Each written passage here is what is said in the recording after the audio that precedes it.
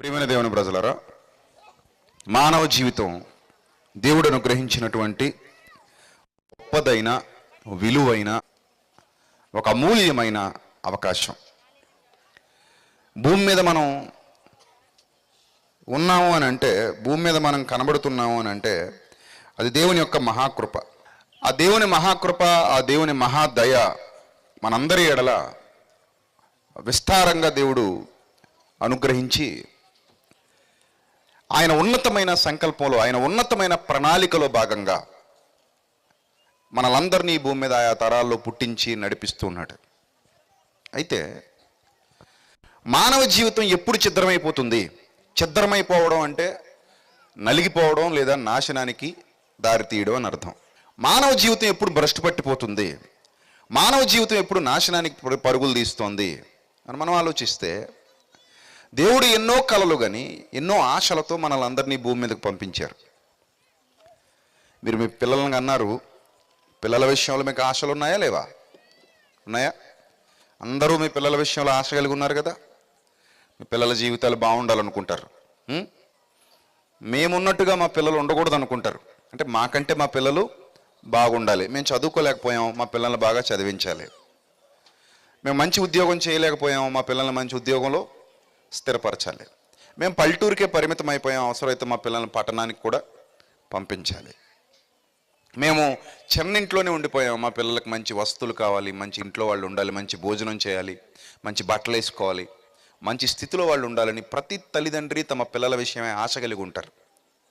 మీరు ఎలా అయితే మీ పిల్లల విషయంలో ఆశలు కలిగి ఉన్నారో, సర్వోన్నతుడైన దేవుడు కూడా తన పిల్లలమైన మన విషయంలో అనేకమైన ఆశలు కలిగి ఉన్నాడు. మన జీవితాలు బాగుంటే చూడాలనుకున్నాడు, మన జీవితాలు ఆయన మాట విని ఆయన మార్గాలలో నడవాలనుకున్నాడు, ఆయన ఇష్టానుసారంగా భూమి మీద మానవుడు బ్రతకాలనుకున్నాడు. మానవుడు దేవునిని అనుసరిస్తూ దేవునిని ఆరాధిస్తూ ఆయన సత్య మార్గంలో ప్రతి మానవుడు కొనసాగాలని దేవుడు ఆశించాడు. కానీ మానవుడు దానిని పెడచెవును పెట్టి దేవుని వాక్యాన్ని గౌరవించక, దేవుని మాటకు చెవినీయక, దేవుని ఆలోచనలకు విలువనీయక, తన సొంత ఉద్దేశాలను అనుసరించి నడవడం మూలంగా పతనావస్థకు దారితీశాడు. అలా మానవ జీవితం పతనం వైపుకు వెళ్ళిపోయింది. ఎక్కడ ప్రారంభమైంది, ఎక్కడ పతనావస్థకు చేజారిపోతూ దిగజారిపోతూ వెళ్ళిపోయింది అని మీరు ఆలోచిస్తే, ప్రారంభంలోనే తొలి మానవుల జీవితాన్ని మనం అబ్జర్వ్ చేస్తే, తొలి దంపతులు, తొలి మానవులు వారు ఎంత హ్యాపీయెస్ట్ లైఫ్ అనుభవించారో తెలుసా? ప్రారంభంలో చాలా హ్యాపీయెస్ట్ లైఫ్ అది. బాధలు లేవు, కష్టాలు లేవు, కన్నీళ్లు లేవు, టెన్షన్స్ లేవు, ఏం లేవు. వాళ్ళు అనుభవించేటువంటి ఆ జీవితం చాలా ఆనందకరమైన జీవితం, సంతోషకరమైన జీవితం, చాలా ఉత్సాహభరితంగా, ఉల్లాసభరితంగా, సంతోషభరితంగా, ప్రతి దినము సుఖపడుతూ, ప్రతి దినము సంతోషిస్తూ, ప్రతి దినము ఆనందిస్తూ హాయిగా సాగిపోతున్నటువంటి జీవితమే వాళ్ళ జీవితం. ఆ ప్రారంభ దినాలు ఎంత రమ్యమైనవి, ఎంత ఉన్నతమైనవి. ఆ ప్రారంభ దినాలలో సంతోషాన్ని, ఆనందాన్ని దేవుని సన్నిధిలో అనుభవిస్తున్నటువంటి వాళ్ళు సడన్గా వాళ్ళ జీవితాన్ని పాడు చేసుకునే పరిస్థితి ఏర్పడింది. మీకు తెలియంది కాదు, చాలాసార్లు మనం చదువుకున్నాం, చాలాసార్లు మనం ఆలోచించాం, చాలాసార్లు మనం ఆ విషయాల్ని చూసాం. వాళ్ళ పతనానికి కారకులు ఎవరు అనంటే చాలామంది ఎవరి వైపు చూపిస్తారు? అపవాది వైపు చూపిస్తారు. అంతే కదా. మానవ జీవితం ఛిద్రమైపోవడానికి కారణం ఎవరట? అపవాది, దుష్టుడు. ఆ దుష్టుడే వచ్చుండకపోతే వాళ్ళ మధ్యలోనికి వాళ్ళ జీవితం అలా ఛిద్రం అయిపోయేది కాదు కదా, వాళ్ళ జీవితం అలా పతనం అయిపోయేది కాదు కదా, వాళ్ళ జీవితం అలా నాశనం అయిపోయేది కాదు కదా అంటారు. కానీ ఒక విషయం గుర్తుపెట్టుకోండి, దుష్టుడు పండు తెంపి అవ్వ నోట్లో కుక్కేశాడా? నోరు తెరు అని చెప్పి బలవంతంగా నోరు తెరిచి, లేదా జ్యూస్ చేసేసి నోట్లో పోసేశాడా? ముక్కలు ముక్కలు కట్ చేసేసి తినిపించేశాడా? చెప్పండి, మీరే చెప్పండి. ఆదామును బలవంతంగా కాళ్ళు చేతులు కట్టేసి, నువ్వు తింటావా పేక్కోసేయమంటావా, నువ్వు తింటావా కొరడాతో కొట్టమంటావా, నువ్వు తింటావా అని భార్యను చంపేయమంటావా, లేదా నువ్వు తింటావా అని భర్తను చంపేయమంటావా అని ఏమైనా బ్లాక్మెయిల్ చేశాడా? ఏం లేదు కదా. మరి వాళ్ళ జీవితాలు ఎందుకు ఛిద్రమైపోయాయి? అపవాది వల్ల. అపవాది వల్లే ఛిద్రం అయిపోయి అందామా మనం?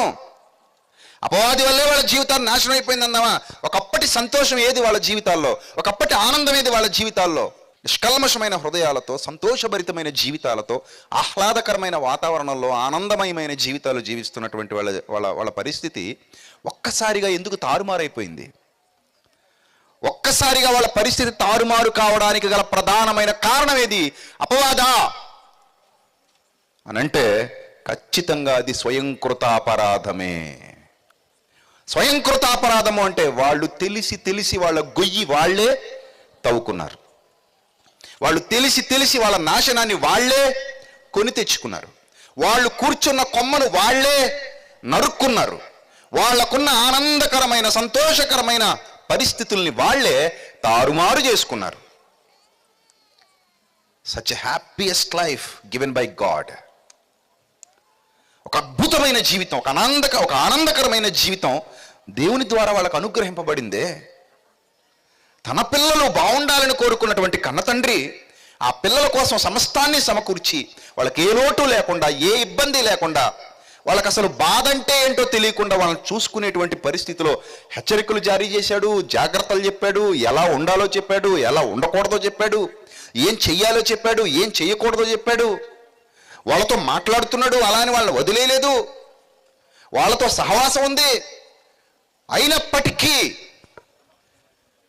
ఒక మంచి నిర్ణయం తీసుకుని, మంచిగా ఉండాల్సినటువంటి టైంలో ఒక చెడ్డ నిర్ణయం తీసుకుని, చెడ్డ నిర్ణయానికి, చెడ్డ ఆలోచనకు లోబడిపోయి వాళ్ళ జీవితాల్ని వాళ్ళే చేజేతులారా ఏం చేసుకున్నారు? పాడు చేసుకున్నారు. మీరు అర్థం చేసుకోవాలి. రాత్రి ఒక మనిషి జీవితం పాడైపోయింది అంటే ఎవడో కారణం అని చెప్పొద్దు. ఒక మనిషి పతనానికి ఆ మనిషే కారణం. ఒక మనిషి నాశనానికి ఆ మనిషే కారణం. ఈరోజు ఇక్కడ చాలామంది పాపం చేసిన వారు, చేస్తున్నవారు ఉండొచ్చు. చేసి మానేసిన వారు లేదా చేస్తూ కొనసాగుతున్నవారు ఇక్కడ చాలామంది ఉన్నారు, ఉండొచ్చు, అఫ్ కోర్స్. అయితే మిమ్మల్ని ఎవరైనా బలవంతంగా మీ చేత పాపం చేయించారా? ఫస్ట్ క్వశ్చన్ చెప్పండి. మీ ప్రమేయం లేకుండా మీకు తెలియకుండా మీ చేత పాపం చేయించొచ్చా? చెప్పండి. చేయించలేం కదా. సో ఒక మనిషి పాపం చేస్తున్నాడు అంటే అది ఎవరి ద్వారా జరుగుతుంది? మీరే చేయాలి. మీ ఇష్టపూర్వకంగానే చేయాలి. మీకు నచ్చితేనే చేస్తారు, మీకు నచ్చకపోతే చేయరు. భూమి మీద ఏ మానవుడైనా ఏం చేసినా తన స్వచిత్తాన్ని అనుసరించే చేస్తున్నాడు. తన సొంత ఉద్దేశాలు నెరవేర్చుకోవడానికే చేస్తున్నాడు.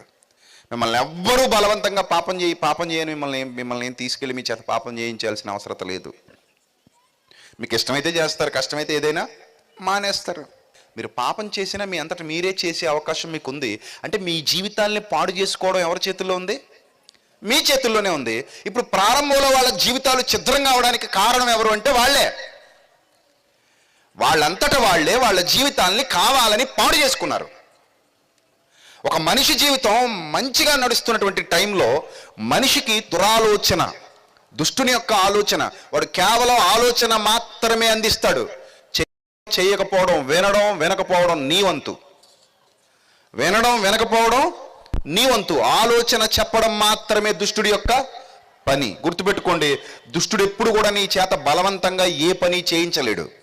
అపవాది ఎప్పుడు కూడా నీ చేత బలవంతంగా ఏ పని చేయించలేడు. వాడికి ఆ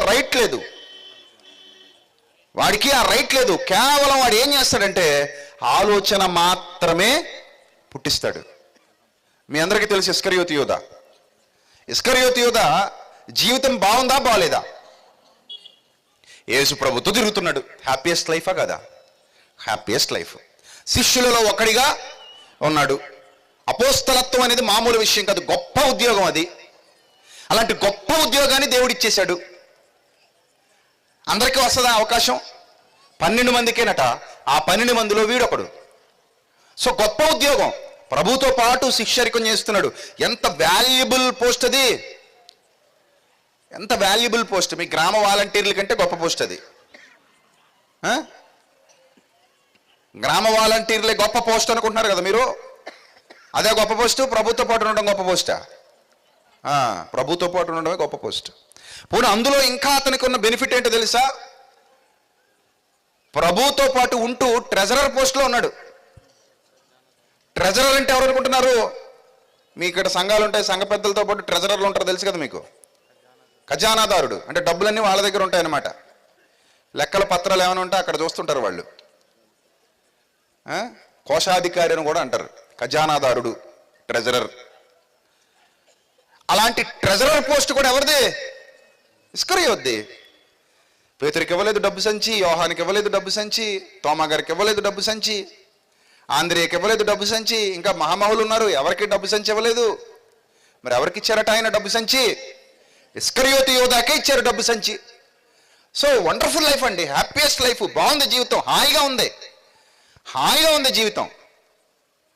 చక్కగా ప్రభుతో పాటు వెళ్తున్నాడు, భోజనానికి లోటు లేదు, చక్కగా భోజనం చేస్తున్నాడు, ప్రభుతో పాటు తిరుగుతున్నాడు, సువార్త పరిచర్యలో ఉన్నాడు, గ్రామాలు తిరుగుతున్నాడు. ప్రభుతో పాటు శిష్యులకు కూడా గౌరవ మర్యాదలు లభిస్తున్నాయి కదా. ప్రభుతో పాటు గౌరవ మర్యాదలు అన్నీ లభిస్తున్నాయి. హ్యాపీగా ఉంది జీవితం, గౌరవంగా ఉంది. ఇంకా ప్రభుతో పాటు ఒంటరిగా ఉన్నప్పుడు కూడా అనేక విషయాలు నేర్చుకునే అవకాశం ఉంది. ఎందుకంటే ఆయన అందరికీ బహిరంగంగా చెప్పేవాడు కాదు, కొన్ని విషయాలు శిష్యులకు ప్రత్యేకంగా నేర్పించేవారు. ఆయన కొన్ని విషయాలు ప్రత్యేకంగా ఇవి మీకు అనుగ్రహింపబడి ఉన్నవి అని చెప్పేవారు ఆయన. అలా శిష్యులు ఒంటరిగా కూర్చోబెట్టుకుని వాళ్ళకి డౌట్స్ వస్తే క్లారిఫై చేసేవారు. ఎంత అదృష్టం అది! ఎంత అదృష్టం మీరు చెప్పండి. వాళ్ళకి ఏ డౌట్ వచ్చినా క్లారిఫై చేస్తున్నాడు ప్రభువు. వాళ్ళకి ఏ ఇబ్బంది లేదు, మర్మాలు తెలియజేస్తున్నాడట. ప్రపంచంలో చాలా మందికి తెలియని ఎన్నో మర్మాలు ప్రభువు తన శిష్యులకు దగ్గర కూర్చోబెట్టుకుని మరి ఏం చేసేవారు? విడమరచి చెప్పేవారు. ఇంత అద్భుతమైన అవకాశం ఉంది. ఇశ్రాయేలు 12 గోత్రాలని పరిపాలించేటువంటి 12 సింహాసనాల మీద కూర్చొని చక్కగా పరిపాలించేటువంటి పరిస్థితి. హాయిగా, ఆనందంగా, సంతోషంగా స్వార్థ పరిచర్యలో ఏ ఇబ్బంది లేకుండా, ఏ బాధ లేకుండా ప్రభుతో పాటు ఉంటూ, ఇంకా గొప్ప విషయం ఏంటంటే కొన్ని అధికారాలు కూడా ఇచ్చేశారట ప్రభు వాళ్ళకి. మీరు రోగుల్ని స్వస్థపరచండి, సమాజంలోకి వెళ్ళండి, దయ్యాల్ని వెళ్ళగొట్టండి. అబ్బాబాబాబా, ఏం అధికారాలు! తీర్పు తీర్చే అధికారం కూడా ఇచ్చాడుగా. సో ఒకటా రెండా, ఎన్ని అద్భుతమైన అవకాశాలు! ఇన్ని అద్భుతమైన అవకాశాలు ఇచ్చి, అంత గొప్ప ఉద్యోగం ఇచ్చి, ఒక పనికిమాలిన వాడిని మంచి స్థితిలో నిలువబెట్టి హ్యాపీయెస్ట్ లైఫ్ కదండి యోధాది. ఏం లోటు చెప్పండి. ఇంకా గొప్ప విచిత్రం ఏంటంటే ఆ డబ్బు సంచిలో పడింది కొంత అవసరాల మేరకు నొక్కుతున్నాడట. అంటే ఏం చేస్తున్నాడు? జాగ్రత్తగా చోరీ చేస్తున్నాడు, దొంగతనం. ఆ డబ్బు సంచి యోధా దగ్గర ఉన్నందున ఆ డబ్బు సంచిలో పడుతున్నటువంటి కొంత జాగ్రత్తగా అందులో తీసుకుని జేబులో పెట్టుకుంటున్నాడు. ఇప్పుడు ఎప్పుడైనా ప్రభు నిలదీసారా, లెక్కలు చెప్పరా అని అడిగారా? నీకు ఎంత ఇచ్చానురా, భోజనానికి ఎంత అయిందిరా, మన దగ్గర ఎంత ఉండేదిరా, మొత్తం అకౌంట్ అప్పగించు అని ఎప్పుడైనా అడిగారా? ఎప్పుడూ అడగల. ఏ రోజు ఇస్కరియోతు యోధాని దేవుడు అకౌంట్ అడగల, ప్రభు అకౌంట్ అడగల. అయినా కూడా వీడు దొంగిలిస్తూ వస్తున్నాడు, దొంగతనం చేస్తూ వస్తున్నాడు. అయినా ప్రభు ఎప్పుడు మాట్లాడలేదు. హ్యాపీగా లైఫ్ గడిచిపోతుంది. ఒకానొక టైంలో దుష్టుడు వాడికి ఆలోచన చెప్పాడు. యోహాను సువార్త 13వ అధ్యాయము 2వ వచనం చదవండి. యోహాను సువార్త 13వ అధ్యాయము 2వ వచనం చదవండి. దుష్టుడు వాడికి ఆలోచన చెప్పాడు. గుర్తుపెట్టుకోండి, రాత్రి సాతాను మీ చేత బలవంతంగా ఏ పాపము చేయించలేడు. సాతాను బలవంతంగా మీ జీవితాన్ని ఛిద్రం కూడా చేయించలేడు. కేవలం వాడు మీకు ఆలోచన మాత్రమే చెబుతాడు. ఆ ఆలోచన వింటే నీ జీవితం నాశనం, ఆ ఆలోచన వినకుండా తృణీకరిస్తే నీ జీవితం బాగుంటుంది. మీరు బాగా ఆలోచించండి. రాత్రి చాలా ఇంపార్టెంట్ విషయం మీరు నేర్చుకుంటున్నారు ఈ రాత్రి. మీ అందరి జీవితాలు ఇప్పటికే పతనమైపోయి ఉంటే కనుక ఆ పతనానికి మీరే కారణం. అపవాది మీదకి నెట్టేయకండి, దుష్టుడి మీదకి నెట్టేయకండి.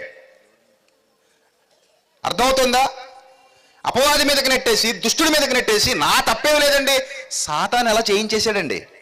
ఎవరట? వాడొకడు దొరికాడు మనకు లోకుగా. చేసే పనికిమాలిన పనులన్నీ చేసేయడం, ఎవరి మీద నెట్టేయడం? సాతాను మీద నెట్టేయడం. చేసే నీచమైన పనులన్నీ చేసేయడం, ఎవరి మీద నెట్టేయడం? సాతాను మీద నెట్టేయడం. సాతాను నీకు ఆలోచన మాత్రమే చెప్పగలడు. మనం చాలాసార్లు ఒక సామెత చెప్తాం, మీకు గుర్తుందో లేదో. గుర్రాన్ని నీటి దాకా తీసుకెళ్ళగలం కానీ నీళ్లు దాపించలేమంటాం కదా. అంతేవా? ఎక్కడదా తీసుకెళ్దామంట? నీటి దాకా తీసుకెళ్తాం, కానీ నీళ్లు మాత్రం గుర్రాన్ని చేత తాగించలేము. దానికి నచ్చితే తాగుతుంది, దానికి దాహం వేస్తే తాగుతుంది, దానికి దాహం వేయకపోతే తాగదు. అలాగే సాతాను మిమ్మల్ని పాపపు ఆలోచన వైపుకు నడిపించగలడు గాని మీ చేత పాపం చేయించలేడు. అర్థమవుతుందా? వాడు మిమ్మల్ని ఎక్కడికి నడిపించగలడు? పాపపు ఆలోచన వైపుకు నడిపించగలడు. పాపపు ఉద్దేశాల వైపుకు, దుర్నీతి ఆలోచనల వైపుకు, దుష్ట తలంపుల వైపుకు, దుర్మార్గపు ఆలోచనల వైపుకు, దుర్మార్గపు కార్యాల వైపుకు మిమ్మల్ని అందరినీ నడిపించగలడు వాడు. సో ఇప్పుడు మీరు చూడండి, యోహాను సువార్త 13:2 ఏం చెబుతోంది? వారు భోజనం చేయించుండగా ఆయనను అప్పగించవలెనని. చాలా వండర్ఫుల్గా ఉంటుంది ఆ వర్డ్, అండర్లైన్ చేసుకోండి. ఏంటట? ఏం చేయాలంటే క్లియర్గా చూడండి. ఏమని ఇంకా డౌట్స్ ఏమి లేవు అక్కడ. డైరెక్ట్ ఏం చేయమని? ఆయనను అప్పగింపవలెనని సీమోను కుమారుడు ఇస్కరియోతు యోధ హృదయములో అపవాది ఇంతకు ముందు ఆలోచన పుట్టించి ఉండెను. అలా పెట్టుకున్నాడు ఒక ఆలోచన, అలా పడేశాడు, ఏదో డిపాజిట్ చేసినట్టు. అర్థమైందా? ఒక ఆలోచన అలా పడేశాడట, అలా పడేసి ఉంచుకున్నాడట. అప్పుడప్పుడు మీ హృదయాల్లో కూడా వాడు ఏం చేస్తాడంటే అలా ఖర్చీఫ్ వేసి పోతుంటాడు. వస్తాడు, మళ్ళీ వస్తాడు, ఎలాగో ఖర్చీఫ్ ఉంది కదా. ఎప్పుడు బలహీనంగా ఉంటే అప్పుడు ఏం చేస్తాడు? దాన్ని ఆక్యుపై చేస్తాడు. ప్రస్తుతానికి మాత్రం ఒక ఆలోచన వేసిపోతాడు. చాలా మంది జీవితాల్లో పాపం వెంటనే జరగదు, ముందు ఏం వేసిపోతాడు? ఆలోచన వేసిపోతాడు. కొన్నాళ్ళకి ఆలోచన డెవలప్ అవుతూ కొంచెం గాఢంగా, కొంచెం భారంగా, కొంచెం బలంగా తయారైన తర్వాత ఒక్కసారి అటాక్ చేస్తాడు, పట్టేస్తాడు, వలలో నెట్టేస్తాడు. అలా చాలా మంది జీవితాలు స్మాష్ అయిపోయాయి. అలా చాలా మంది జీవితాలు బలహీనమైపోయాయి. అలా చాలా మంది జీవితాలు ఎందుకు పనికి రాకుండా అయిపోయాయి? దానికి కారణం వాడు ముందు మీ జీవితాల్ని ఛిద్రం చేయడానికి ఒక ఆలోచన పుట్టిస్తాడు. మీకు తెలుసు, కలుపు మందు, చాలలో కలుపు మందు వాడరా? కలుపు ఎలా ఉంటుంది చెప్పండి? ఫస్ట్ పచ్చగా ఉంటుంది, అంతేనా? చిన్నగా పచ్చగా ఉంటుందా? రైట్. మనం కలుపు మందు చల్లగానే వెంటనే చచ్చిపోద్ది, అది టైం పడుతుందా? ఎస్. కలుపు మందు చల్లిన తర్వాత ఎన్ని రోజులకి అది మాడిపోద్ది? దాదాపు 2 రోజులకి లేదా 1 రోజుకి అది ఏమైపోద్ది? మాడి ఆ మట్టిలో కలిసిపోద్ది, స్మాష్ అయిపోయింది. అంటే ఒక కలుపు మందు చల్లినప్పుడు కలుపు మొక్కలు ఎలాగైతే మాడిపోతున్నాయో, విషపు ఆలోచన వాడు పుట్టించినప్పుడు ఆ విషపు ఆలోచన ధాటికి మనం ఎప్పుడైతే లోనైపోయామో, ఆ విషపు ఆలోచనను ఎప్పుడైతే స్వీకరించేసామో, ఆ విషపు ఆలోచన ప్రకారంగా మనం ఎప్పుడైతే ఫాలో అయిపోయామో, ఆటోమేటిక్గా మన జీవితం కూడా ఏమైపోద్ది? ఎండిపోద్ది, నాశనం అయిపోద్ది. సో మీరు జాగ్రత్తగా ఆలోచించండి. అపవాది ఇస్కరియోతు యోధ హృదయంలో ఆలోచన పుట్టించాడట. జస్ట్ ఒక ఆలోచన మాత్రమే. ఎప్పుడైతే ఆలోచన పుట్టించాడో అతని మనస్సు చెరపబడింది. వాడు పుట్టించిన ఆలోచన వల్ల అతని మనస్సు ఏమైంది? చెరపబడింది. ఎప్పుడైతే అతని మనస్సు చెరపబడిందో ఆ ఆలోచన అతని మీద ప్రభావితం చూపిస్తూ వచ్చింది. ఇంతకు ముందు అంటే రోజుల క్రిందట అని అర్థం. ఇంతకు ముందు అంటే అర్థం ఏంటి? చాలా రోజుల క్రిందట, కొన్ని రోజుల క్రిందటే వాడు విత్తనం వేసిపోయాడు. కొన్ని రోజుల క్రిందటే వాడిని మనసులో ఒక ఆలోచన వేసిపోయాడు. అది నీలోనే ఉండి ఒక పురుగులాగా నేను తొలుస్తూ వస్తోంది, ఒక పురుగులాగా నీలో మెదులుతూ వస్తుంది ఆ ఆలోచన. అది అలా ఉండి ఉండి ఉండి ఉండి ఉండి డెవలప్ అయిపోతుంది. రోజు ఒకే ఆలోచన వస్తుంది అనుకోండి, కొన్నాళ్ళకి మీరు అదే చేస్తారు. చూడాలి చూడాలి చూడాలి చూడాలి చూడాలి అన్న ఆలోచన వచ్చిందంటే మీరు చూస్తారు. వెళ్ళాలి వెళ్ళాలి వెళ్ళాలి వెళ్ళాలి వెళ్ళాలి అని ఆలోచిస్తున్నారంటే మీరు ఏం చేస్తారు? వెళతారు. అర్థమవుతుందా? ఇదంతా కూడా ఒక ఆలోచన. ఎప్పుడైతే మీకు ఆ ప్రేరణ కలిగిందో, ఎప్పుడైతే మీకు అలాంటి ఆలోచన వచ్చిందో, ఆ ఆలోచన ఎప్పుడైతే మీలో ఉండి మిమ్మల్ని తొలుస్తోందో, మిమ్మల్ని ప్రేరేపిస్తోందో, ఆ ప్రేరణ ఎక్కువయ్యే కొలది, ఆ ప్రేరణ అధికమయ్యే కొలది మీరు ఖచ్చితంగా ఆ పని చేయటానికి పూనుకుంటారు. ప్రేరణ అధికమయ్యే కొలది మీరు ఆ పనే చేస్తారు. అందుకే చెడు ఆలోచనలు ఎంత తొందరగా కత్తిరిస్తే అంత మంచిది. అది డెవలప్ అవుతుంది అంటే ఖచ్చితంగా నువ్వు అదే చేస్తావు. కొంతమంది చూడండి, మొబైల్ ఫోన్లు దగ్గర పెట్టుకుని బూత్ సినిమాలు చూస్తూ ఉంటారు. ఇందులో క్రైస్తవులు కూడా ఉన్నారు ఆ బూత్ సినిమాలు చూసే వాళ్ళలో. ఈ మధ్య మొబైల్ ఫోన్లు వచ్చిన తర్వాత చాలా మంది ఇలా భ్రష్టు పట్టిపోయారు. ఆ బూత్ సినిమాలు చూసినప్పుడు చూసినంతసేపు చూసేస్తారు, తర్వాత మళ్ళీ మోకాళ్ళ మీద పడి ఏడుస్తుంటారు. ప్రభువా నన్ను క్షమించి ప్రభువా, తప్పైపోయింది ప్రభువా, చూడకూడదు అనుకున్నాను కానీ ప్రభువా చూసేసాను ప్రభువా, నన్ను క్షమించి ప్రభువా, నన్ను క్షమించి ప్రభువా, నేను పాపిని ప్రభువా, నా పాపాన్ని క్షమించి ప్రభువా అని వేడుకుంటూ ఉంటారు. మనసును కల్మషం చేసుకుంటూ ఉంటారు, మనసును పాడు చేసుకుంటూ ఉంటారు. మళ్ళీ ఒక 2 రోజులు 3 రోజులు పోయిన తర్వాత మళ్ళీ మెల్లిగా ఒక ఆలోచన మొదలైపోద్ది.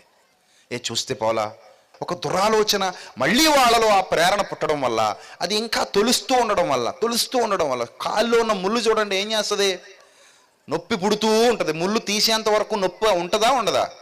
ఉంటుంది కదా. ముళ్ళు తీసేంత వరకు నొప్పి అలానే ఉంటుంది. సో కాల్లో ముళ్ళు ఉందనుకోండి, అది ఇంకా మనల్ని ఇబ్బంది పెడుతూనే ఉంటుంది. కంటిలో నలుసుందనుకోండి, అది మనల్ని ఏం చేస్తుంది, ఇబ్బంది పెడుతూనే ఉంటుంది. అలాగే ఒక చెడ్డ ఆలోచన నీలోకి వచ్చినా కూడా అది నిన్ను అలా ఇబ్బంది పెడుతూనే ఉంటుంది. మళ్ళీ ఆ తప్పు చేయాలన్న దురాలోచన వైపుకి నిన్ను నడిపిస్తూనే ఉంటుంది. మళ్ళీ ఏదో ఒక సమయంలో నువ్వు మళ్ళీ ఆన్ చేస్తావు, మళ్ళీ చూస్తావు, మళ్ళీ ప్రభువా అని మళ్ళీ ఏడుస్తావు. ఇది నీ జీవితంలో పునరావృతం అవుతూ ఉన్నప్పుడు కొన్నాళ్ళకి నువ్వు దేవుని యొక్క భయాన్ని కోల్పోయి శాశ్వతంగా ఒక పాపపు జీవితానికి, పాప పంకిలమైపోయిన జీవితానికి అలవాటు పడిపోయి నీ చేతులతో నువ్వే నీ జీవితాన్ని పాడు చేసేసుకుంటావు. నీ చేతులతో నువ్వే నీ జీవితాన్ని నాశనం చేసేసుకుంటావు. ఒక దురాలోచన మానవుని హృదయంలో ఎప్పుడైతే అపవాది పుట్టిస్తున్నాడో, ఆ పుట్టించిన ఆలోచన ఎంత ప్రమాదకరమైనదో, ఆ ఆలోచనకు చోటిస్తే మానవ జీవితం ఎంత భ్రష్టు పట్టిపోతుందో, ఇలాంటివి ఎన్నో ఉదాహరణలు ఉన్నాయి ప్రియులారా దైవ గ్రంథంలో. ఎన్నో ఉదాహరణలు ఉన్నాయి. మరొక మాట మనం చూస్తే ప్రియులారా, మరొక అద్భుతమైన మాట మనం చూస్తే కొరింథీయులకు రాసిన 2వ పత్రిక 3వ వచనం ఒకసారి చదువుదాం. కొరింథీయులకు రాసిన 2వ పత్రిక 11వ అధ్యాయము 3వ వచనం జాగ్రత్తగా చూడాలి. సర్పము తన కుయుక్తి చేత, సర్పమట దేని చేతట, తన కుయుక్తి, కుయుక్తి ఒక కుటిలమైన యుక్తి అది. ఆ కుయుక్తి చేత ఏం చేసిందట, హవ్వను మోసపరిచినట్లు అన్నాడండి. హవ్వను ఏం చేసినట్లు, మోసపరిచినట్లు. అంటే అక్కడ మీరు ఏం అర్థం చేసుకోవాలి తెలుసా, అవ్వ జీవితం బజారు పాలు చేసేసాడు. అవ్వ జీవితం ఏమైంది, ఇంకంతే కదా మరి, బజారు పాలే కదా. హాయిగా ఏదైనా వనంలో ఎంత సుఖంగా ఉండేదో, ఆ పండు తెంపుకు తినమని బాగా మోటివేట్ చేసేసాడు. అదొక మోటివేషన్ క్లాస్ అనమాట అది. ఏమన్నా తెలుసా, మోటివేషనల్ క్లాసులో ఏమని చెప్పాడు తెలుసా, మీరు ఆ పండు తిన దినమున దేవతల వలె ఉందురు, మీరు చావనే చావరు, మీ స్థితి బాగుంటుంది, మీ కన్నులు తెరబడతాయి, హ్యాపీయెస్ట్ లైఫ్ మీదే, అబ్బో బామూలుగా ఉండదు, ఒక రేంజ్లో ఉంటుంది. చూసారా, ఇలా మోటివేట్ చేసేసరికి ఏమనుకుంది, మనస్సు ఏమైపోయింది, చెరపబడింది. మనసు చెరపబడింది. మన జీవితాల్లో కూడా ఒక్కసారి మిమ్మల్ని మీరే పరీక్షించుకోండి, పక్కోడి వైపు చూడకండి, అద్దంలో మీ ముఖం మీరే చూసుకోండి. మన జీవితాల్లో కూడా మనం పాపం చేయడానికి ముందు ఇలాంటి ప్రేరేపణ మన బ్రతుకుల్లో ఎన్నిసార్లు కలగలేదు మీరు చెప్పండి. ఎన్నిసార్లు నీ జీవితంలో ఇలాంటి ప్రేరేపణ కలగలేదు, ఎన్నిసార్లు నీ బ్రతుకులో ఇలాంటి ప్రేరేపణ కలగలేదు. ఆ ప్రేరేపణకు ఎన్నిసార్లు నీ బ్రతుకులో నువ్వు చోటిచ్చేయలేదు, ఎన్నిసార్లు నువ్వు అప్పగించుకోలేదు, ఎన్నిసార్లు నువ్వు లొంగిపోలేదు. ఆలోచన, ఒక్క ఆలోచన, ఒక్క దురాలోచన, ఒక్క ఆలోచన అనే బేజం మనలో పడేశాడు అనుకోండి, అది మెల్లిగా మొలకెత్తింది అనుకోండి, అక్కడి నుంచి చిన్న చిన్నగా వేర్లు ఊనుకొని పోతూ ఆ మొక్కగా మొక్క, చెట్టుగా చెట్టు, మహావృక్షంగా నీలో ఆ దురాలోచన నాటుకుపోతే తప్పకుండా నువ్వు అటే వెళ్తావు. నిన్నది ఈడ్చుకుపోతుంది, నిన్నది లాక్కుని వెళ్ళిపోద్ది. నీ జీవితం నాశనమైపోయేంత వరకు అది నిన్ను విడవదు. అంత ప్రమాదకరమైంది అది. అందుకే ప్రభు ముందే చెప్పాడు, దుష్టుని ఆలోచన చొప్పున నడువక అన్నాడు. అదేంది అలా ఎందుకు చెప్పాడు, ఎప్పుడైనా ఆలోచించారా? దుష్టుని ఆలోచన చొప్పున నడువక అని ఎందుకు అన్నాడు? దుష్టుడు ఏం చెప్తాడని ప్రభు చెప్తున్నాడు, ఆలోచనే చెప్తాడు. నాట నుండి నేటి వరకు వాడు చెప్పేది ఏంటి, ఆలోచనే. ఎవరి జీవితాన్ని నాశనం చేయాలన్నా వాడికున్న ఒకే ఒక్క ఆయుధం మీకు అలాంటి దురాలోచనను పుట్టించటం. అది స్వీకరించరా అనేది మీ మీద ఆధారపడి ఉంటుంది. కానీ వాడు మాత్రం ఆలోచన పుట్టించే ప్రయత్నం చేస్తూనే ఉంటాడు. అందుకే దుష్టుని ఆలోచన చొప్పున నడువక, అది వాడి ప్రధానమైన ఆయుధం. ఇదే ఆయుధాన్ని యేసుక్రీస్తు దగ్గర కూడా వాడు ప్రయోగించాడు. నీకు తెలుసు కదా సంగతి. ఇదే ఆయుధాన్ని ఎక్కడ ప్రయోగించాడు వాడు? సాక్షాత్తు యేసుక్రీస్తు దగ్గరే ప్రయోగించాడు. మన దగ్గర ప్రయోగించాడా? మనం ఎవరైనా ఏదైనా చెప్తే కన్విన్సింగ్గా చెప్తే కన్విన్స్ అయిపోతాం అవ్వా కదా? కన్విన్సింగ్గా చెప్పారనుకోండి ఎవరైనా మనకి, హే అలా కాదు, నీకు అంత మంచిదే, నేను చెప్పాను కదా, నా మాట విను, ఇలాగే చెయ్యి, ఇలాగే చెయ్యి, ఇలా వెళ్ళు, నీకు ఎందుకు, నేను ఉన్నాను కదా అనేసరికి వెంటనే మనం ఏం చేస్తాం? అంతే. ఎప్పుడైతే కన్విన్స్ అయిపోయామో ఆటోమేటిక్గా మన జీవితం ఏమైపోద్ది? కొలాప్స్ అయిపోద్ది. సో కన్విన్స్ అయిన ప్రతివాడు వాడి జీవితం బాగుంటుంది అనుకుంటే పొరపాటు. చాలామంది కన్విన్స్ అయినందుకే కొలాప్స్ అయిపోతారు. ఎవడైనా పాపం చేసేటప్పుడు ఏం కాదు ఏం కాదని అంటాడు. నిప్పు రాజేసి ఎవరికి తెలియదు ఏం కాలదంటే కాలకుండా ఉంటుందా? కింద పెట్టుకున్నాక కాలుతుంది కదా. కింద పెట్టుకుని కూర్చుంటే మరీ కాలుతుందా? కాలుతుంది కదా. సో పాపం చేయాలన్న ప్రేరేపణ కలిగించేప్పుడు, దుష్ట ఆలోచన వైపుకు నడిపించేప్పుడు ఏం కాదు అన్నట్టుగానే వాడు నడిపిస్తాడు. కానీ ఆ తర్వాత మన జీవితం నాశనమే. ఇంటి పక్కన ఉంటాడు పాపం, ఎవరు ఆమె భార్య, ఆయన ఎక్కడికో ఆఫీస్కి వెళ్ళి నానా పాటలు పడి నానా కష్టాలు పడి తెచ్చి భార్యను పోషించుకుంటూ ఉంటాడు. ఈడెవడో పనికి మాలోడు ఖాళీగా ఉంటాడు. ఖాళీగా ఉండి పొరుగువాని భార్యకి లైన్ వేస్తూ ఉంటాడు. ఆమె అనుకుంటుంది మా ఆయన ఈ మధ్యన పెద్ద పట్టించుకోవట్లేదు, బయట తిరుగుతున్నాడు, ఇంటికి వచ్చేసరికి లేట్ అయిపోతుంది, పడుకుంటూ పోతున్నాడు, కనీసం ఎలా ఉన్నావు, ఉన్నావా అని కూడా నన్ను అడగట్లేదు. కానీ అటు చూసావా, గుడ్ల గోబల నా వైపే చూస్తూ ఉంటాడు రోజు. నేను ఎటు పోతే అటు చూస్తూ ఉంటాడు. ఎంత ప్రేమో నా మీద అనుకుంటుంది. వాడు కొంచెం ఏదో రోజు చిరునవ్వు నవ్వుతాడు. ఇటువైపు నుంచి కూడా చిన్న చిరునవ్వు వెళ్ళింది అనుకోండి, అయిపోయింది, నాశనమే. అప్పుడు మెల్లిగా ఒక వీడియో తీసుకుంటాడు. ఆ వీడియో తీసుకుని అప్పటి నుంచి మొదలు పెడతాడు, డబ్బులి, లేకపోతే మీ ఆయనకి చూపిస్తా అంటాడు, లేకపోతే ఇంటర్నెట్లో పెడతా అంటాడు. అటు ఇంటర్నెట్లో పెట్టనివ్వలేక, ఇటు భర్త దగ్గర నమ్మకం కోల్పోయి వీధిన పడలేక, వాడికి డబ్బులు ఇవ్వలేక నానా బాధలు పడుతూ చచ్చిపోయిన వాళ్ళు ఎంతమంది ఉన్నారో తెలుసా మీకు? నేను చెప్పేవన్నీ నిజాలు, కట్టుకథలు కాదు. నానా బాధలు పడుతూ చచ్చిపోయి వాళ్ళ జీవితాన్ని ఛిద్రం చేసుకున్న వాళ్ళు ఎంతమంది ఉన్నారో తెలుసా? ఈ అక్రమ సంబంధాల మోజులు పడి పిల్లల్ని చంపుకున్న వాళ్ళు, ఈ అక్రమ సంబంధాల మోజులు పడి భర్తను చంపుకున్న వాళ్ళు, భార్యను చంపుకున్న వాళ్ళు, కుటుంబాన్ని నాశనం చేసుకున్న వాళ్ళు, ఏం చెయ్యాలో అర్థం కాక చిన్నపాటి ఒక అల్పకాల సంతోషం కోసం, అల్పకాల సుఖభోగం కోసం అబద్ధాలను ఆశ్రయించి, మోసాన్ని ఆశ్రయించి, దురాలోచనలను ఆశ్రయించి ఎవడు జీవితాన్ని పాడు చేసింది? నువ్వు కాకపోతే ఇంకెవరు నీ జీవితాన్ని పాడు చేశారు? ఆడెవడో పనికి మాలో నీ ఇంట్లోకి రాగలిగాడంటే దానికి కారణం ఎవరు? నువ్వు కాదా తలుపు తీసింది? వాడెవడో పనికి మాలో నిన్ను తీసుకెళ్ళిపోయి ఎక్కడో అమ్మేశాడంటే, ఎక్కడో వ్యభిచార గృహంలో నిన్ను అమ్మేశాడంటే, నీ దగ్గర ఉన్న బంగారం అంతా లాగేసుకుని నేను ఒక కుక్కలు చింపిన విస్తరాకులా మార్చేసి మీ అమ్మా నాన్నలకు కూడా నిన్ను దూరం చేయగలిగాడంటే దానికి కారణం ఎవరు? నువ్వు కాదా? నువ్వు ఇచ్చిన అవకాశం కాదా? చెప్పు, నువ్వు ఇచ్చిన అవకాశం కాదా? ఏ తప్పు జరగాలన్నా మన ప్రమేయం లేకుండా జరగదు. మనం ఇవ్వాలి అవకాశం, మనం ఒప్పుకోవాలి. మనం ఒప్పుకోకుండా ఎవరు వచ్చి మనల్ని ఆక్యుపై చేయగలడా? మనం ఒప్పుకోకుండా ఎవడో వచ్చి మనల్ని ఆక్రమించుకోగలడా? మనం ఒప్పుకోకుండా ఎవడో వచ్చి మన మీద ఎక్కి కూర్చోగలడా? అందుకే ప్రభు చెప్తున్నాడు, అపవాదికి చోటు ఇవ్వకండి. ఇస్తే వాడు మామూలుగా ఉండదు, అల్లుకుపోతాడు. దుష్టుని ఆలోచన చొప్పున నడవకండి. ఒక్కసారి వాడి ఆలోచనకు కానీ చోటిచ్చారా మీ జీవితం నాశనమే. వాడు మిమ్మల్ని వదలడు, వాడు మిమ్మల్ని విడివడు, ఎడబాయడు. మరి వాడి నైజం కూడా ఏది అదే, మిమ్మల్ని విడివడు, ఎడబాయడు. అబ్బా, నీడలా వెంటాడుతూ ఉంటాడు, అస్సలు విడివాడు. ఇంకా నీడైనా చీకట్లోకి పోతే వదిలేస్తుందేమో, కానీ వాడు వదలడు, వాడు చీకట్లోనే ఉంటాడు. అసలు చీకటికి అధిపతి వాడు. కాబట్టి యేసుక్రీస్తుకే దురాలోచన పుట్టించి యేసుక్రీస్తు జీవితాన్నే ఛిద్రం చేయాలనుకుని ప్లాన్ చేసిన ఒక పనికి మాలిన దుష్టశక్తి వాడు ప్రభు దగ్గరకు వచ్చాడట. ప్రభు దగ్గరకు వచ్చి ప్రభువుకు చెప్తున్నాడట, ఇదిగో ఇక్కడ నుంచి దూకేయి, దేవదూతల్ని నెత్తి పట్టుకుంటారని రాయబడింది కదా, నీ కాళ్ళకు రాయి తగలకుండా తప్పిస్తారని రాయబడింది కదా, దూకేయి, ఇది రాళ్లను రొట్టెలుగా చేసుకుని తిని. చూసారా ఎలాంటి దురాలోచనలు పుట్టిస్తున్నాడు వాడు? ఈ రాళ్ళు రొట్టెలగినట్లు ఆజ్ఞాపించు. ఎలాంటి దురాలోచనలు! నాకు నువ్వు మొక్కితివా, ఇదంతయు నీకు ఇచ్చేస్తాను, నాకు మొక్కి. ఈ మూడు ఆలోచనల్లో ఒక్క ఆలోచనకి యేసుక్రీస్తు ప్రభు వారు లోబడిన ఆయన పరిశుద్ధతను కోల్పోతాడు, ఆయన ఈ భూమి మీదకి వచ్చినటువంటి సంకల్పం నెరవేరదు.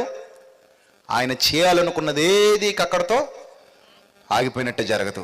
చూసారా, ఒక 3 ఆలోచనలనే అణుబాంబులు అవి. ఇంకా హిరోషిమా నాగసాకి పట్టణాల మీద పడిన అణుబాంబు అయినా ఆ ప్రభావం ఇంకో కొన్ని సంవత్సరాలకు తగ్గుతుందేమో, కానీ జపాన్లో పడింది, అమెరికా వాడేసింది. ఈడు కానీ ఒక్కసారి మన హృదయంలో ఆ ఆలోచనని అణుబాంబు వేసేసాడు అనుకోండి, అది కానీ పేలింది అనుకోండి, ఇక మన జీవితం బాగుపడడం అంత ఈజీ కాదు, అంత ఈజీ కాదు. ఈరోజు కనబడని ఎన్ని ఛిద్రమైపోయిన జీవితాలు ఉన్నాయో తెలుసా? ఎన్ని ఉన్నాయో తెలుసా? టమాటా పండు చూసారా ఎంత అందంగా ఉంటుందో? చెట్టును ఉన్నప్పుడు అందంగా ఉంటుందా? కోసి దుకాణం దగ్గర పెట్టినప్పుడు, బుట్టలో పెట్టినప్పుడు కూడా అంతే అందంగా ఉంటుందా? ఉంటుందా ఉండదా? చాలా అందంగా ఉంటుంది. ఒక్కసారి కిందేసి ఒక్కసారి ఎక్కి దిగండి దాని మీద, ఎలా ఉంటుంది? ఇప్పుడు ఏమైంది? టమాటాలా ఉందా? టమాటా ఇందాకంత అందంగా ఉందా? టమాటా ముద్దుగా చూడముచ్చటగా ఉందా? నాశనం అయిపోయిందా? ఇప్పుడు మళ్ళీ దాన్ని ఇందాకట్లా మార్చేయండి. కంగారుకి ఇలా అనేసి ఏదో సెట్ చేసి మ్యాజిక్ చేసి మళ్ళీ ఏదైనా స్పీడ్గా అమ్మేసి అంటించేయండి. పోనీ ఏమైనా చేయగలమా? ఏం చేయలేం కదా. అది ఎలా అయితే పగిలిపోయి ఛిద్రమైపోయిందో, అపవాది కాళ్ళ క్రింద నలిగిపోతే మన జీవితాలు కూడా అలాగే ఛిద్రమైపోతాయి. అందుకే అంటాడు ఇక్కడ కొరింథీ పత్రికలో, సర్పము తన కుయుక్తి చేత హవ్వను మోసపరిచినట్టు మీ మనస్సులను చెరుపబడి, ఏంటట నెక్స్ట్ ఏంటట? సేమ్ అలాగే, సేమ్ హవ్వ ఎలాగైతే మోసపోయి మనస్సు ఎలాగైతే చెరపబడిందో ఆలోచన ద్వారా, అలాగే సేమ్ టు సేమ్ మీ మనస్సులు కూడా చెరుపబడి క్రీస్తు ఎడలనున్న సరళత నుండి, క్రీస్తు ఎడలనున్న సరళత నుండి, పవిత్రత నుండి, క్రీస్తు ఎడల సరళత ఉంది, నెక్స్ట్ ఏముంది? పవిత్రత ఉంది. ఆ సరళత నుండి పవిత్రత నుండి ఎట్లయినను తొలగిపోవునేమో అని భయపడుచున్నాను అన్నాడు. భయపడుతున్నాడట. అరే ఆడ ఆలోచన పుట్టిస్తాడు, ఎవడైనా ఆలోచనకు లొంగిపోతాడేమో, జాగ్రత్త. వాడు ఆలోచన పుట్టిస్తాడు సుమి, వాడు ఆలోచన చాలా ప్రమాదకరమైనది సుమి, వాడు ఆలోచన చాలా ఘోరమైనది, అది మోసకరమైనది. అది ఎంత భయంకరమైనదంటే, కయ్యను నీ తమ్ముడిని చంపేయి అని చెప్పింది ఎవరు? చెప్పింది ఎవరండి కయ్యనికి? ఆ ఆలోచన పుట్టించింది ఎవరు? అపవాది. చంపకముందే ఆలోచన బీజం పడిందని తెలిసే దేవుడు నేరుగా కయ్యనుతో మాట్లాడాడు. కయ్యను, నీకు కోపమేలా? నీ ముఖం చిన్నబుచ్చుకున్నావేమి? సత్క్రియ చేయని ఎడల నీ వాకిట పాపం పొంచి ఉంటుంది, దాని ఎడల నీకేం కలుగుతుంది? వాంఛ కలుగుతుంది. నీకెందుకు తీసేయి అని చెప్పటానికే దేవుడు ఎంత ప్రసంగం చేశాడు. కానీ వాడు విన్నాడా? వెళ్ళలేదు. చూసారా, వాడు ఆలోచన అంత ఘోరమైంది. నువ్వు చంపేయి, రోజు ఇదే ప్రేరేపణ వస్తుంటుంది. ఇంకా చూసారు, ఒక్కొక్కరిని చూడండి, నువ్వు చంపేయి. పొద్దున్న లేచి బ్రష్ చేసేప్పుడు అదే ఆలోచన, టిఫిన్ చేసేప్పుడు అదే ఆలోచన, కూర్చున్నప్పుడు అదే ఆలోచన, పడుకున్నప్పుడు అదే ఆలోచన, నిలబడినప్పుడు అదే ఆలోచన, ప్రయాణంలో ఉన్నప్పుడు అదే ఆలోచన. అంటే నీ మీద సాతానుగాడి పని మొదలు పెట్టేశాడని అర్థం. వాడు 24 గంటలు డ్యూటీ చేస్తున్నాడు అనమాట నీ దగ్గర. అర్థమైందా? 24 hours డ్యూటీ, 24 గంటలు నీ చుట్టూ తిరుగుతున్నాడు. అంటే ఈ ఆలోచన బలం చేసేసి, ఈ ఆలోచనను బలపరిచేసి ఏదో విధంగా నీ చేత ఆ కార్యం జరిగించేస్తాడు. ఒక్కసారి ఆ కార్యం జరిగించేసావు అనుకో, నీ జీవితం ఏమైపోయినట్టు? నాశనమే. దావీదు హృదయంలో కూడా వాడు ఏదో దుష్ట ఆలోచన ఏం చేశాడట? పుట్టించేశాడట. దావీదు ఒక మహాప్రవక్త, దావీదు ఒక గొప్ప భక్తుడు. జనములను లెక్కించుటకు దావీదు హృదయాన్ని కూడా ఏం చేశాడు? వాడు ప్రేరేపించేశాడు. దేవుని మీద ఆధారపడితే జనాల లెక్క అవసరమా? మీరు చెప్పండి, దేవుని మీద ఆధారపడిన వాడికి జనాల లెక్క అవసరమా? దేవుడు ఇశ్రాయేలీలకి భయంకరమైన యుద్ధాల్లో గెలిపించాడు. దేని వల్ల ఇచ్చాడు చెప్పండి మీరు గెలుపు? జనబలం వల్ల, రథాల బలం వల్ల వచ్చిందా గెలుపు? యోధులు ఉండడం వల్ల వచ్చిందా గెలుపు? కత్తులు ఉండడం వల్ల వచ్చిందా గెలుపు? దేని వల్ల వచ్చింది గెలుపు? దేవుడు ఉండడం వల్ల వచ్చింది. అంతేనా? దేవుడు ఉండడం వల్లనే వచ్చింది గెలుపు. మనుషుల వల్ల వచ్చిందా? దేవుడు ఉండడం వల్ల వచ్చింది. కానీ ఈయన ఏం చేశాడట? జనములను లెక్కించటానికి సిద్ధపడ్డాడట. అసలు నీకు జనముల లెక్కెందుకు? నీ బలం ఎంతో నువ్వు తెలుసుకోవాలా? నీ బలం దేవుడు. నీ శక్తి ఏంటో నువ్వు తెలుసుకోవాలా? నీ శక్తి ఎవరు? దేవుడు. నువ్వు ఎవరి మీద ఆధారపడ్డావు? దేవుని మీద. కానీ దుష్టుడు ఏమంటాడు తెలుసా? నో నో నో, అలా కాదు, నీ వెనక ఎంతమంది ఉన్నారో పోగేసుకో. పిచ్చి ఆలోచనలు పుట్టిస్తుంటాడు అపవాది. ఆ పిచ్చి ఆలోచనలకు మనం కూడా ఒకసారి ఏమైపోతుంటాం? లొంగిపోతుంటాం, పిచ్చి పనులు చేస్తుంటాం. దావీదంతటి వాడే జనాలను లెక్కించడం మొదలుపెట్టాడట. దేనికి? అపవాది పుట్టించినటువంటి ఒక దురాలోచన. ఇలా ఎంతో మంది జీవితాలు నాశనం అయిపోయాయి. దానికి కారణం అపవాది పుట్టించినటువంటి దురాలోచన. దానికి లొంగిపోయావా, స్మాష్. మళ్ళీ నేను పైకి రానివ్వడు, అస్సలు రానివ్వడు. యేసుప్రభు గారు ఏం చెప్తున్నారంటే పేతురు గారికి, శిష్యులకి, పేతురు, నేను త్వరలోనే మరణిస్తాను, 3వ దినాన్ని తిరిగి లేస్తాను, ఇది పరిస్థితి అని చెప్తున్నారు. అప్పుడు పేతురు ఎలా రియాక్ట్ అయ్యాడండి? మత్తయి సువార్త 16వ అధ్యాయం 21వ వచనం. అప్పటి నుండి తాను యెరూషలేమునకు వెళ్ళి పెద్దల చేతను, ప్రధాన యాజకుల చేతను, శాస్త్రుల చేతను అనేక హింసలు పొంది చంపబడి 3వ దినమున లేచుట అగత్యమని యేసు తన శిష్యులకు తెలియజేయ మొదలు పెట్టగా, పేతురు ఆయన చేయబట్టేసుకున్నట్టు గట్టిగా. అంటే అపవాది ఆ 3 సార్లే కాదు, ఆ 3 ఆలోచనలు చెప్పడమే కాదు, మళ్ళీ ట్రై చేస్తానే ఉన్నాడు అనమాట. ప్రభు విషయంలో పడగొట్టడానికి మళ్ళీ మళ్ళీ ఏం చేస్తున్నాడు? ట్రై చేస్తున్నాడు. వాడు వదలడు, ట్రై చేస్తానే ఉంటాడు. పట్టుకుని ఏమంటున్నాడంటే, చేపట్టుకుని,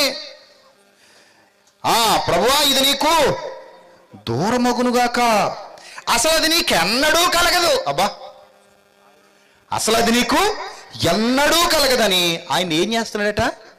గద్దిస్తున్నాడా? అసలు యేసు ప్రభువుని గద్దించే స్థాయా పేతురుది? యేసు ప్రభువుని గద్దించేది ముఖాముఖిగా గద్దించగలిగేంతటి ధైర్యం ఉందా ఆయనకి అసలు? ఆయన సర్వోన్నతుడు, ఈయన సామాన్యుడు.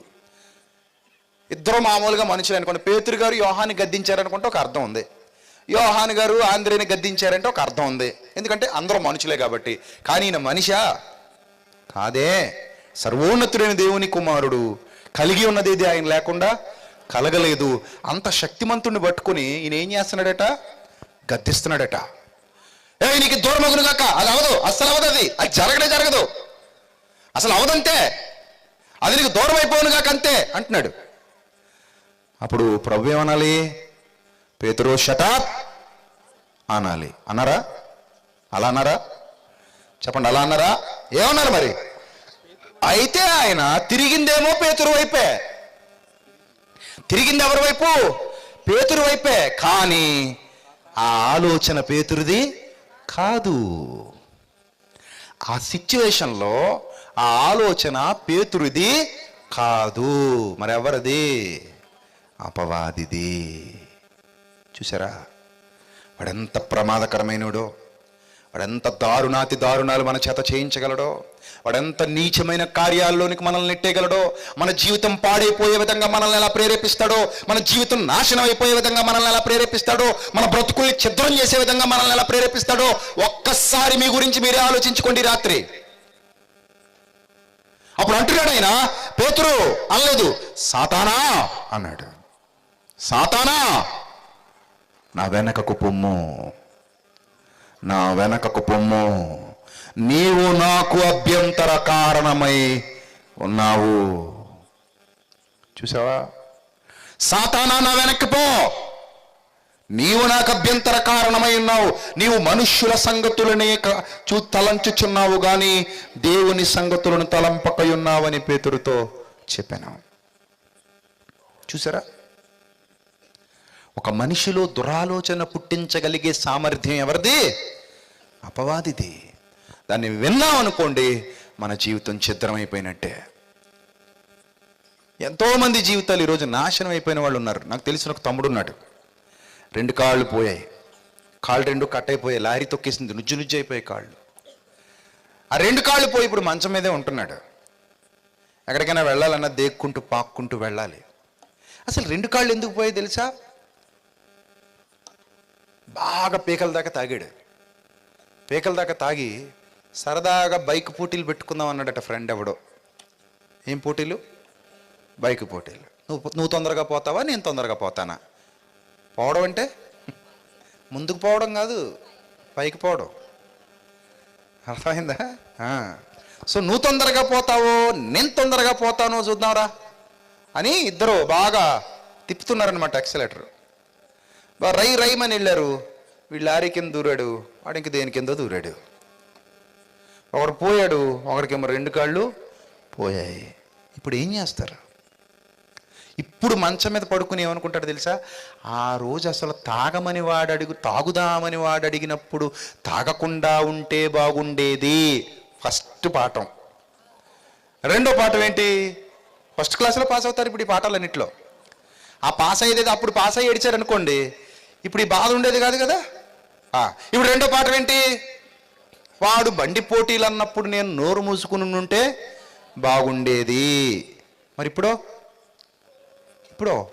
మన జీవితం నాశనం అయిపోయాకనే మనం వెనక్కి తిరిగి చూసుకుని ఆలోచిస్తుంటాం.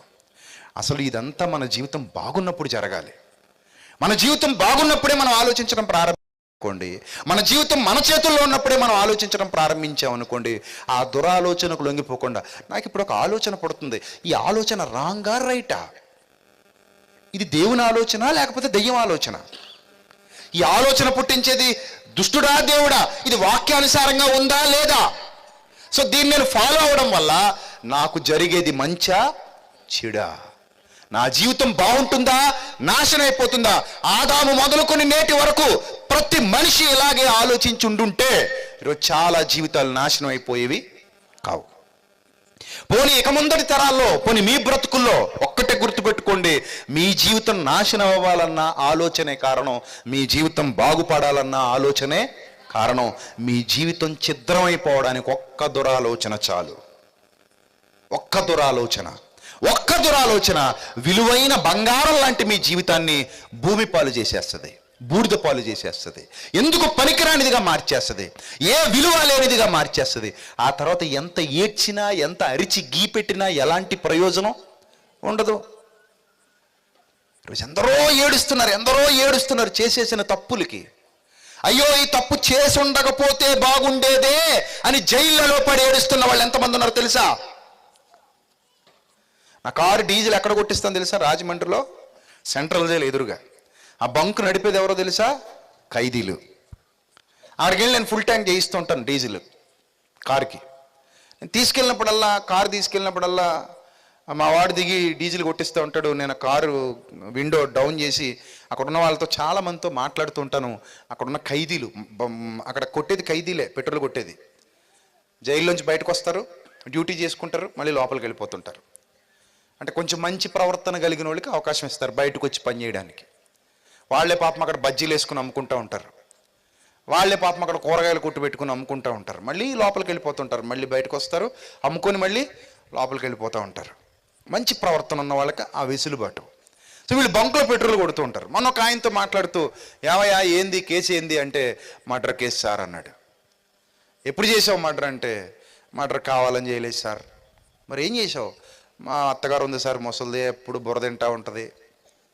ఆ రోజు ఇంటికి వచ్చాను సార్, ఏదో అక్కర్లేని గొడవ పెడితే ఏంది నువ్వు నోరు మూసుకుని ఉండన్నాను సార్, వినలేదు, ఇంకా రెచ్చగొట్టేలా మాట్లాడింది. పక్కనున్న రోకల బండ తీసి ఒకటి ఇచ్చాను, బుర్ర పగిలిపోయింది సార్, చచ్చిపోయింది అన్నాడు. మరి చచ్చిపోతే ఏమైందంటే, ఏమైంది సార్ 7 ఏళ్ళు వేసారు సార్ అన్నాడు. మరి నువ్వు మంచోడు కదా, ఏ ఆగస్టు 15కో ఏ గాంధీ జయంతికో బయటకు వదిలేరా నిన్నంటే అంటున్నారు సార్. మరి ఈ సంవత్సరం ఏమన్నా పోతానేమో అని జల కన్నీళ్ళు పెట్టేసుకున్నాడు. కన్నీళ్ళు పెట్టుకుని నేను కావాలని చేయలేదు సార్ అని ఏడుస్తున్నాడు పాపం. ఇంకా అయిపోయింది కదా. అదే ఆ క్షణంలో ఆమె బూతులు తిడుతున్నా మాట్లాడకుండా బయటకు పోయాడు అనుకోండి, ఎంత బాగుండేది చూసారా? ఆ బయటకు పోకుండా ఏం తీశాడు? రోకలు తీసి బుర్రకు అడ్డంగా పెట్టేశాడు. బుర్ర 2 ముక్కలైంది పుచ్చకాయలాగా. వీడి జీవితం 2 చెక్కలైంది. ఇప్పుడు ఏం చేద్దామన్నా వెనక్కి తిరిగి రాదు. ఒక్క దురాలోచన మొత్తం జీవితాన్ని ఏం చేసేసింది? నాశనం చేసేసింది. ఇప్పుడు పిల్లలకు దూరంగా, భార్యకు దూరంగా, కుటుంబానికి దూరంగా ఒంటరి జీవితం జీవిస్తూ, జైల్లో మగ్గిపోతూ, ఆ పెట్రోల్ కొట్టుకుంటూ లోపలికి పోతూ, మళ్ళీ జైలు గోడలో కూర్చుంటూ, మళ్ళీ పెట్రోల్ కొట్టుకుంటూ లోపలికి పోతూ, ఏం జీవితం అండి ఇది? ఒక భార్య లేదు, ఒక బిడ్డ లేదు, ఒక ఆనందం లేదు, ఒక సంతోషం లేదు. ప్రియులారా, వీటన్నిటికంటే ప్రమాదకరమైనది ఒకటి ఉంది. అదేందో తెలుసా? పాపము వలన వచ్చేటువంటి జీతం. చాలా ప్రమాదకరమైందండి అది. భూమి మీద మనల్ని జైల్లో పెట్టేసినా ఏదో రోజు రిలీజ్ అవుతావేమో, కానీ ఒక్కసారి ఆ పాపం వలన వచ్చే జీతం లోపలికి, ఆ మరణం లోపలికి వెళ్ళిపోయామనుకోండి, ఇక మనకి నో రిలీజ్. అక్కడే యుగయుగాలు వేదన అనుభవించాలి, యుగయుగాలు బాధ అనుభవించాలి. అంత ప్రమాదకరమైంది పాపం అంటే. చాలామంది పాపం గురించి చాలా సునాయాసంగా చెప్పేస్తారు. పౌలు గారే పాపం చేశారండి, ఆ ముళ్ళే పాపం అట. అందుకే పాట రాశాను, పౌలు శరీరంలో ముళ్ళు పాపం కాదురా సిట్టి కన్నా అని. దేవుడు పాపాన్ని ఎప్పుడు ప్రోత్సహించలా. దేవుడు పాపాన్ని క్షమిస్తానన్నాడు, దాన్ని వదిలేయమన్నాడు. దేవుడు పాపాన్ని వ్యతిరేకించాడు. దేవుడు పాపాన్ని ఎప్పుడు ప్రోత్సహించలా. ఒక పాపానికి బానిసైపోయిన వాడే పాపాన్ని ప్రోత్సహిస్తాడు. నిజంగా మన జీవితంలో పాపం జరుగుతున్నప్పుడు దిద్దుకొని వదిలేయాలి తప్ప. చాలా ప్రమాదకరమైంది, గుర్తుపెట్టుకో, మళ్ళీ చెప్తున్నా, చాలా ప్రమాదకరమైంది. ఒక్కసారి కానీ దాని మాయలో పడ్డావా మళ్ళీ బయటికి రావడం అనేది జరగదు. కొలాప్స్, జీవితం మొత్తం కొలాప్స్. నాశనకరమైన పరిస్థితి, ఇబ్బందికరమైన పరిస్థితి, బాధాకరమైన పరిస్థితి. ధనవంతుడు వేదన పడుతున్నాడట. వేదన. తన వేలి కొనను నీటిలో ముంచిన నాలుకను చల్లార్చుటకు లాజర్ను పంపమని ఆత్మగా ఆవేదన చెందుతున్నాడు. వేదన అనుభవిస్తున్నాడు, బాధ అనుభవిస్తున్నాడు. అంత ప్రమాదకరమైనది. అంతేగాని దేవుడు నన్ను నమ్మనివాడు పాపం చేస్తే శిక్షిస్తా, నన్ను నమ్మినవాడు పాపం చేస్తే ప్రోత్సహిస్తా అనేటువంటి ధోరణి కలిగిన వాడు దేవుడు కాడు. పాపం విషయంలో చాలా తీవ్రంగా ఉంటాడు దేవుడు. వద్దనే చెప్తాడు, వద్దు నాయనా మొదలేండి, ఆ దురాలోచనకు లోనవ్వకండి, ఆ దురాలోచన వినకండి. దానివల్ల నీకు ప్రమాదం, దానివల్ల నీ జీవితానికే ప్రమాదం. నీ ఉనికి కోల్పోతావు, నీ పరిశుద్ధతను కోల్పోతావు, నీ యథార్థతను కోల్పోతావు. పడిపోని మానవుడంటూ ప్రపంచంలో ఎవడు లేడు. పాపం చెయ్యని మానవుడంటూ ప్రపంచంలో ఎవడు లేడు. నీతిమంతుడు లేడు, ఒక్కడు లేడు. నిలబడండి. పడిపోయారు, ఓకే, నిలబడండి, తిరిగి లేవండి. కానీ అందులోనే మాత్రం ఉండిపోకండి. ఉండిపోతే నష్టపోతారు. ఎంత ప్రేమ చూపించాడు దేవుడు మానవాళి ఎడల. అది ఎంత ప్రమాదకరమైందో తెలుసా? పాపంలో వచ్చే జీతం, ఆ మరణం చాలా ప్రమాదకరమైంది. ఒక్కసారి నీ జీవితం నలగగొట్టబడిందా, ఒక్కసారి నీ జీవితం ఛిద్రం అయిపోయిందా, మళ్ళీ కోలుకోలేవు. కానీ దేవుడు ఒక అవకాశం ఇస్తున్నాడు. మళ్ళీ నీ జీవితాన్ని చీకరింప చేయడానికి దేవుడు అవకాశం ఇస్తున్నాడు. అలా అవకాశాన్ని పొందుకుని తమ బ్రతుకులు దిద్దుకున్న వాళ్ళు కూడా చాలామంది ఉన్నారు సమాజంలో. అది కేవలం దేవుడు మాత్రమే చేయగలిగినటువంటి రిపేర్. అది మానవుడు బైక్ రిపేర్ చేయగలడు, కారు రిపేర్ చేయగలడు, విమానాలు రిపేర్ చేయగలడు, అంతరిక్షంలోకి వెళ్ళి శాటిలైట్లు కూడా రిపేర్ చేయగలడు. కానీ మానవ జీవితాన్ని రిపేర్ చేసుకోలేడు. మానవ జీవితాన్ని రిపేర్ చేయగలిగే ఏకైక శక్తి ఎవరో తెలుసా? Only God, only lord Jesus Christ. మన జీవితాన్ని రిపేర్ చేయగలిగే కెపాసిటీ ఆయన దగ్గర ఉంది. దాన్ని మరలా కొత్తగా చేసి మనకివ్వగలడు. అలాంటి స్థితిలోనికి మనం వెళ్ళాలి తప్ప మన జీవితాన్ని చేతులారా పాడు చేసుకోకూడదు. గుర్తుపెట్టుకోండి, మిమ్మల్ని ప్రేమించి మీకు ఈ మాటలు చెప్తున్నా. ఒకవేళ మీకు అలాంటి ఆలోచన ఉంటే కనుక ఇమ్మీడియట్గా ఈ వాక్యం విన్న తర్వాత దేవుడే నాతో మాట్లాడుతున్నాడు, దేవుని వాక్యం నాతో మాట్లాడుతుందని మీకు అర్థమైతే ఇమ్మీడియట్గా రియలైజ్ అవ్వండి. రియలైజ్ అయ్యి ఆ ఆలోచనల బారి నుంచి బయటకు వచ్చేయండి. ఆ ఆలోచనల ప్రభావంలో నుండి బయటకు వచ్చేయండి. నీ ప్రాణానికి నువ్వే ఉత్తరవాదిగా మారొద్దు. బయటికి రా, బయటకు వచ్చేయి. బయటకు వచ్చి మరలా ఛిద్రమైన నా జీవితాన్ని ఎలా రిపేర్ చేసుకోవాలా అని ఆలోచించు. ఈ రాత్రి ప్రార్థించు. రేపటి దినాన ప్రభు సన్నిధిలో అనేకమైన సంగతులు మరలా నేర్చుకుందాం.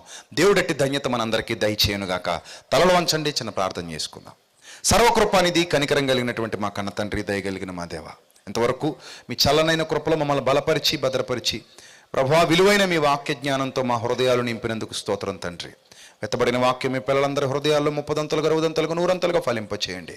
వారు విని విడిచిపెట్టే గుంపులో గాక విన్న వాక్యాన్ని అనుసరించి జీవించగలిగే భాగ్యాన్ని ప్రతి ఒక్కరికి ప్రసాదించమని సమస్త ఘనత మహిమ ప్రభావములు మీకే చెల్లిస్తూ క్రీస్తు నామంలో ఈ ప్రార్థన మనవులు అడిగి వేడుకొనిచున్నాం మా కన్న తండ్రి, ఆమెన్. అందరికీ వందనాలు. May God bless you all. క్షేమంగా వెళ్ళరండి. దేవుడు మిమ్మల్ని మీ కుటుంబాన్ని సమృద్ధిగా దీవించి ఆశీర్వదించును గాక.